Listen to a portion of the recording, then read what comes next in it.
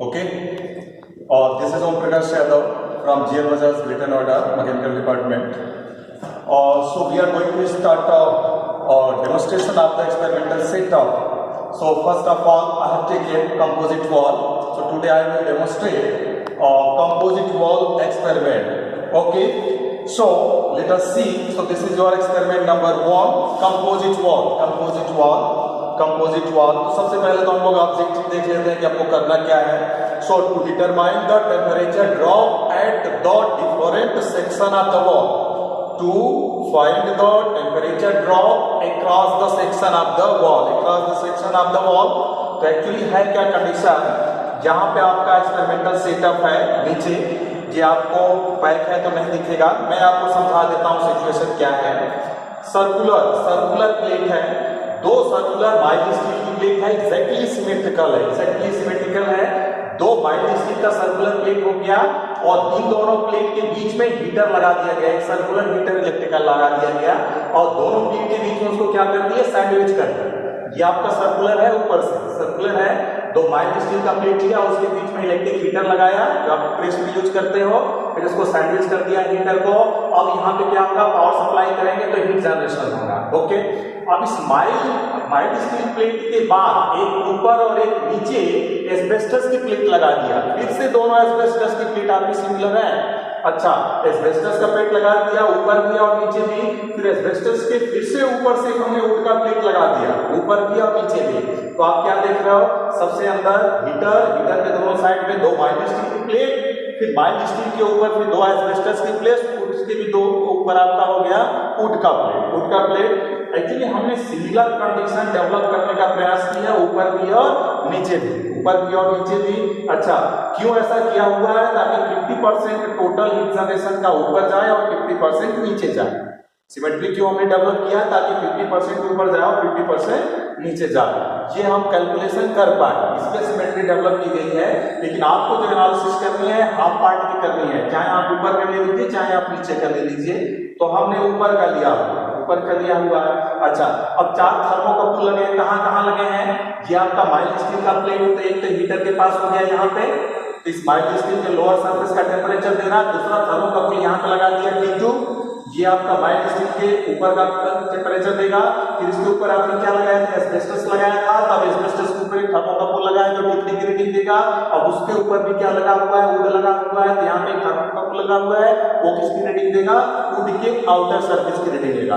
तो सबसे अंदर T1 लगा है, फिर T2 लगा है, फिर T3 लगा है, फिर T4 लगा है. 4 थर्मोकपल हो गए.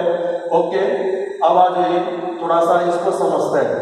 यहाँ पे जो चीजें लगी हुई है ऑलमोस्ट सारे एक्सपेरिमेंटल सेटअप में ये चीजें हैं कॉमन, वही प्रोसीजर है रीडिंग लेने का. ठीक है, ऑलमोस्ट चीजें कॉमन है, इसको अच्छे से समझ लीजिए. सबसे पहले तो आप वहां से पावर ऑन करेंगे, उसके बाद यहाँ पे आपका मेन स्विच है, जहां से फिर क्या करेंगे, मेन स्विच को ऑन करेंगे, फिर हीटर को ऑन करेंगे स्टेप बाय स्टेप. जैसे आप हीटर को ऑन करेंगे वहां पे heat generation by 2 mild steel plate के बीच में जो आप हीटर लगाए हो, हीट जनरेशन स्टार्ट हो जाएगा. और हीट जनरेशन स्टार्ट हो गया, यहाँ पे आपका बैरियर लगा हुआ है, ये आपका वोल्ट मीटर की रीडिंग देगा, यहाँ पे मीटर की रीडिंग देगा. मतलब भी यहाँ से पता चल जाएगा, यहाँ से पता चल जाएगा. वोल्टेज ऑफ सुटेबिलिटी के हिसाब से क्या कर सकते हो, चेंज कर सकते हो. बैरियर है तो बैरियर की रीडिंग यहाँ से घुमा के इसको जैसे आप घुमाते जाओगे वोल्टेज बढ़ता जाएगा. तो 30, 35, 40 वोल्ट के आसपास लाके आप सेट कर दीजिए. अच्छा, तो यहाँ से आप V की रीडिंग ले लेंगे, यहाँ से I की रीडिंग लेंगे, तो पावर जनरेशन आ जाएगा V2I से, पावर जनरेशन आपका आ गया. अच्छा, लेकिन जो टोटल हीट जनरेशन हो रहा है, पावर जनरेशन हो रहा है, टोटल ऊपर से नहीं जा रहा, उसका 50% ऊपर से जा रहा है, 50% नीचे से जा रहा है. तो कंपोजिट वॉल में जो रेट ऑफ हीट ट्रांसफर हो जाएगा, क्या हो जाएगा, V2I डिवाइडेड बाई 2. तो हो गया. अच्छा, ये टेम्परेचर की रीडिंग लेने से पहले आप वेट करेंगे. यहाँ पे ये आपका टेम्परेचर इंडिकेटर है, चारों थर्मोकपल का रीडिंग आपको यहाँ से मिल जाएगा. तो आप पहले यस्टरडे स्टेट के लिए 15-20 मिनट आप वेट करेंगे. जब यस्टरडे स्टेट में आ जाएगा तब आप रीडिंग लेंगे. अभी तो मैं तुरंत ले लूंगा रीडिंग, क्योंकि 15-20 मिनट वेट करना पॉसिबल नहीं है. लेकिन आप 15-20 मिनट क्या करेंगे, वेट करेंगे, फिर वेट करने के बाद रीडिंग लेंगे. क्यों ऐसा करेंगे, ताकि यस्टरडे स्टेट में आ जाए. यस्टरडे स्टेट कंडीशन क्या होती है, जब temperature T1, T2, T3, T4 time के साथ चेंज होना रुक जाएगा, स्टॉप कर जाएगा, जब कांस्टेंट हो जाएगा तब आप रीडिंग लेंगे. ओके, तो अब तो ये हो गया प्रोसीजर। तो यहाँ पे थोड़ा सा सर पास लगाइएगा कैमरा। अब यहाँ पे ये आपका टेम्परेचर इंडिकेटर है, यहाँ पे इंडिकेटर लगा हुआ है, यहाँ पे 1 2 3 4 5 6 लिखा हुआ है। तो जब आप इंडिकेटर अभी नहीं, जब आप इंडिकेटर को 1 पे ले जाएंगे तो T1 की रीडिंग लेगा। जब इसको आप घुमा के 2 पे जाएंगे तो यहाँ पे 2 की रीडिंग आ जाएगी। जब इसको आप घुमा के 3 पे लेके जाएंगे तो 3 की रीडिंग आ जाएगी। जब आप इसको 4 पे घुमाएंगे तो चौथा वाला थर्मोकपल का यहाँ पे रीडिंग आ जाएगा। मतलब ये 1 पे होगा तो T1 की रीडिंग शो होगा, यहाँ पे नोट करिए उसको। अभी प्रोसीजर हम समझा रहे हैं। फिर 2 पे ले जाएंगे तो T2 की रीडिंग आपको यहाँ पे डिस्प्ले होगी, नोट कर लेंगे। फिर 3 पे ले जाके T3 की रीडिंग नोट कर लेंगे। ऐसे 4 पे ले जाके 4 की रीडिंग नोट कर लेंगे। तो यहाँ पे 4 ही थर्मोकपल लगा है, लेकिन ऑप्शन यहाँ पे 6 लगाने का है हमारे सेटअप में। उसकी जरूरत नहीं है, तो 5-6 पे ले जाने की जरूरत आपको नहीं है। तो यहाँ से अब आप रीडिंग ले लेंगे। ओके सर, आप थोड़ा सा ऑन करिएगा। अब ऑन करिएगा। ओके, अब थोड़ा सा हम लोग देखते हैं। तो यहाँ से हमने मेन स्विच ऑन कर दिया। अब ये कुछ रीडिंग नहीं दिखाएगा जब तक आप हीटर ऑन नहीं करेंगे। ये आपका हीटर ऑन हो गया। जैसे हीटर ऑन हो गया, बी और आई की रीडिंग आपको मिल जाएगी, दिख जाएगी। और यहाँ से आप ग्रेविटी से आप इसको क्या कर सकते हो, चेंज कर सकते हो। तो मैंने यहाँ से कुछ सेट कर दिया। तो आपको 15 मिनट बाद रीडिंग लेना चाहिए तब, क्योंकि स्टडी स्टेट में आ जाएगा। वीडियो बहुत लंबा हो जाएगा, इसलिए मैं अभी आपको प्रोसेस समझा देता हूँ। आपको कुछ नहीं करना। बी की रीडिंग यहाँ से लिया, आई की रीडिंग यहाँ से लिया, बी को आई बटा के 2 किया, क्यू आपका निकल के आ गया। अब क्यू निकल के आ गया। अब आपको 4 टेम्परेचर की रीडिंग लेनी है, चारों थर्मोकपल की। ये आपका टेम्परेचर इंडिकेटर है। कुछ नहीं करना है, कुछ नहीं करना है, बस इसको आप 1 पे लाइए और 2 यहाँ पे T1 की रीडिंग ले लीजिए। फिर आप क्या करिए और 2 पे लाइए इसको, अब T2 की रीडिंग ले लीजिए। यहाँ पे T2 की रीडिंग डिस्प्ले हो जाएगी। फिर आप इसको 3 पे लाइए और T3 की रीडिंग ले लीजिए। फिर इसको रोटेट करा के 4 पे ले जाइए और 4 की रीडिंग ले लीजिए। इस तरह से आपको बहुत ही सेकेंडों में आपने T1 T2 T3 T4 की रीडिंग ले लिया। आप चाहो तो वापस आके फिर से चेक कर सकते हो रीडिंग उतनी है कि नहीं, दोबारा भी आप ले सकते हो। ठीक है, इस तरह से आप 2-3 बार एक्सपेरिमेंट को परफॉर्म करेंगे वोल्टेज चेंज करके। अभी 30 पे मैंने सेट किया हुआ, फिर आप 35 पे कर लीजिए, 40 पे कर लीजिए, 45 पे कर लीजिए। इस तरह से आप एक नंबर ऑफ रीडिंग ले सकते हो और उनका एवरेज आप कर सकते हो। ठीक है, ये आपका हो गया एक्सपेरिमेंटल सेटअप के बारे में। और यहाँ से आप रीडिंग ले लेंगे। उसके बाद अब मैं कैलकुलेशन थोड़ा आपको बोर्ड पे समझाता हूँ। Latest calculation part. हाँ, ओके।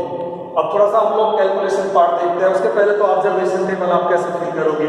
ये आपका ऑब्जर्वेशन टेबल है, मैनुअल आपको मिल जाएगा। तो ये सीरियल नंबर है 1 2। तो हमने हमारे पास 2 रीडिंग है, आप 3 से 4 की रीडिंग ले सकते हो। तो यहाँ पे वोल्ट मीटर की रीडिंग ले लेंगे, यहाँ पे करंट की रीडिंग ले लेंगे। तो क्यू आपका क्या हो जाएगा, V2I डिवाइडेड बाई 2। क्यों, क्योंकि 50% हीट जनरेशन ऊपर जाएगा और 50% नीचे आएगा, इसलिए आप VI डिवाइडेड बाई 2 कर देंगे। फिर थर्मोकपल 1 का reading T1 T2 T3 T4। तो हमने पुराना रीडिंग ले लिया है, क्योंकि अभी तो उसमें टाइम लगेगा। तो पुरानी रीडिंग हमने ले लिया। आपको प्रोसेस समझा देंगे कैलकुलेशन कैसे आपको करना है। ओके, तो ये आपका ऑब्जर्वेशन टेबल कंप्लीट हो गया। अब ये थोड़ा सेटअप को समझिए। सबसे अंदर आपका क्या था, वहां पे माइल्ड स्टील की प्लेट थी। उसके बाद क्या था आपका, एस्बेस्टस की प्लेट थी। फिर उसके बाद क्या था आपका, वुड का प्लेट था। सिमिलर कंडीशन इस साइड पे भी थी, लेकिन आप केवल आधा पार्ट कंसीडर कर रहे हो एनालिसिस के लिए, क्योंकि सिमिलर सिचुएशन दूसरे साइड भी होगा। तो केवल आप हाफ पार्ट का एनालिसिस कर लीजिए। ओके, तो माइल्ड स्टील प्लेट के सबसे पहले यहाँ पे आपका हीट जनरेशन हो रहा था। इधर हीट जाएगा, इधर जाएगा। इधर जो जा रहा है वो क्यू कितना हो गया, VI डिवाइडेड बाई 2। ये आपका माइल्ड स्टील प्लेट है। यहाँ पे आपने थर्मोकपल 1 लगाया था, तो 1 का रीडिंग। ऑफ कोर्स यहाँ पे हीट जनरेशन है तो टेम्परेचर ज्यादा होगा। फिर आगे आप जाएंगे तो टेम्परेचर का ड्रॉप होगा इसके रेजिस्टेंस की वजह से, तो टेम्परेचर घट के T2 हो गया। यहाँ पे थर्मोकपल 2 लगा है, उसकी रीडिंग आपके पास है। फिर आपका ये दूसरा एस्बेस्टस की प्लेट है, इसका तो रेजिस्टेंस और भी ज्यादा होता है, तो और टेम्परेचर का ड्रॉप होगा यहाँ पे। तो अब टेम्परेचर ड्रॉप होके दूसरे सरफेस पे टेम्परेचर कितना हो गया, T3। ये आपका वुड है, उसकी थर्मल कंडक्टिविटी और भी कम होती है, तो और भी ज्यादा रेजिस्टेंसेज होंगे, तो और ज्यादा टेम्परेचर का ड्रॉप होगा। तो आउटर में टेम्परेचर कितना है, T4। तो यहाँ पे 4 थर्मोकपल लगे हैं, 1 यहाँ पे, 2 यहाँ पे, 3 यहाँ पे, 4 यहाँ पे। इसकी रीडिंग आपको वहाँ पे समझा दिए हैं और यहाँ पे ऑब्जर्वेशन टेबल में मेंशन है। तो स्टील का, एस्बेस्टस का और वुड का तीनों की थर्मल कंडक्टिविटी दिया हुआ है आपके बुकलेट में। 45, 0.21, 0.16 वाट पर मीटर केल्विन में। और तीनों ही प्लेट की थिकनेस अलग अलग है, X1 X2 X3 अलग अलग है। तीनों की थिकनेस दिया हुआ है 8 mm, 5.8 mm एंड 12.2 है। तो आपके पास थिकनेस भी है, इनकी थर्मल कंडक्टिविटी भी है। अब एरिया की बात कर लेते हैं। मैंने बोला था प्लेट सर्कुलर, डायमीटर उसका कितना दिया है 200 mm, दैट इज 0.2 मीटर। तो area of pi D square by divided by 4 से आप निकाल लेंगे जो भी आएगा। तो अब आपके पास एरिया भी हो गया, x1 x2 x3 दिया हुआ है, k1 k2 k3 दिया हुआ है। अब हम लोग इसका सर्किट बनाते हैं, थोड़ा सर्किट बनाते हैं। इस सरफेस का टेम्परेचर कितना हो गया T1, फिर इस वाले वॉल का माइल्ड स्टील वाट का रेजिस्टेंस, तो आप पढ़ चुके हो वॉल का रेजिस्टेंस का फार्मूला क्या होता है, L डिवाइडेड बाई K। उसी को अप्लाई कर दीजिए उसी फार्मूले को। तो इस वॉल की थिकनेस x1 डिवाइडेड बाई इसकी thermal conductivity K1 into area of heat flow. तो ये आपका R1 हो गया पहले वाले का रेजिस्टेंस, यहाँ पे टेम्परेचर कितना है T2, तो ये T2 हो गया।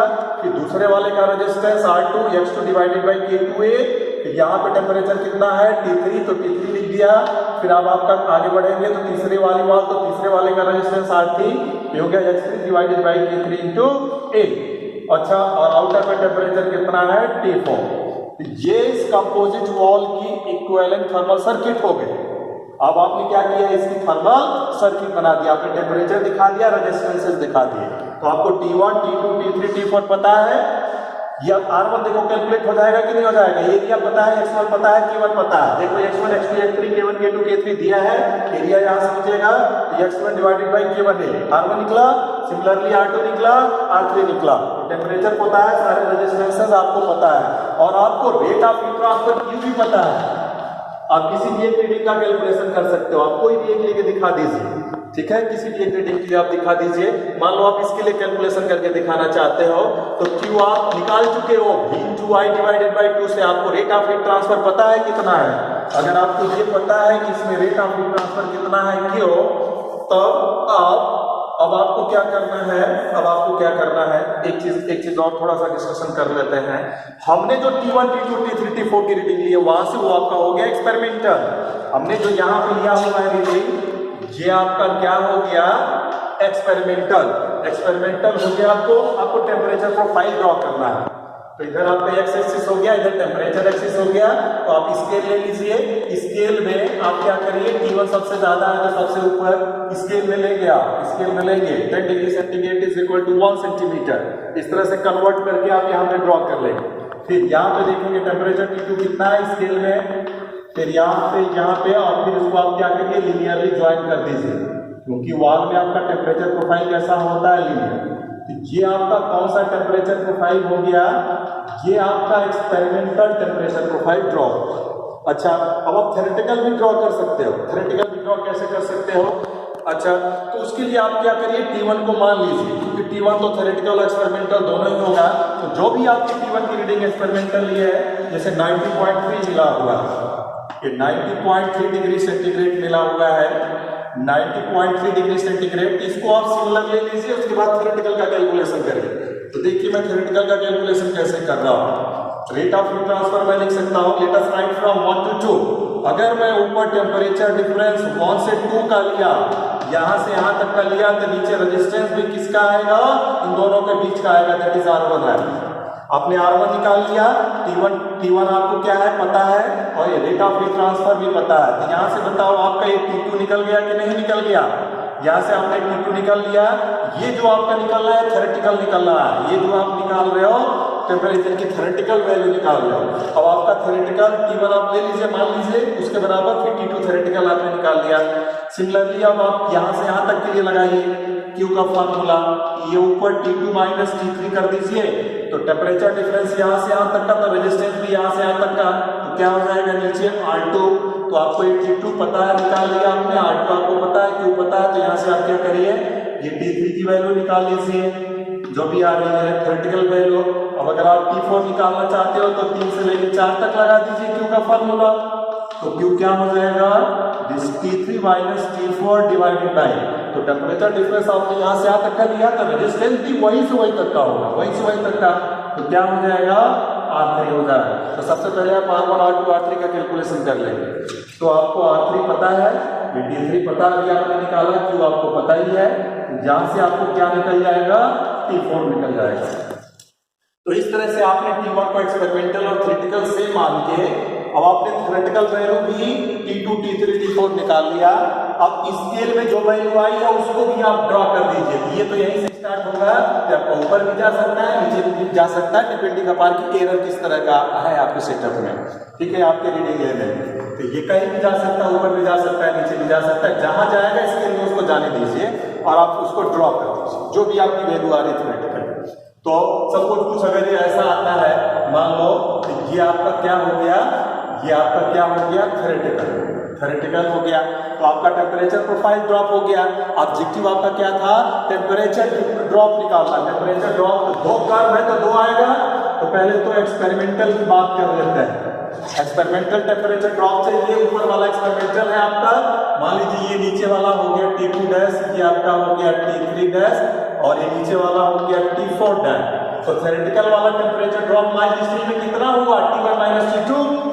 माइल्ड स्टील में टेम्परेचर ड्रॉप कितना हुआ, माइल्ड स्टील में टेम्परेचर ड्रॉप कितना हुआ, दिस T1 माइनस T2 का हुआ, ये आपको निकाल लीजिए। अब ये वुड है, एस्बेस्टस है, एस्बेस्टस में कितना हुआ, T2 माइनस T3 का हुआ।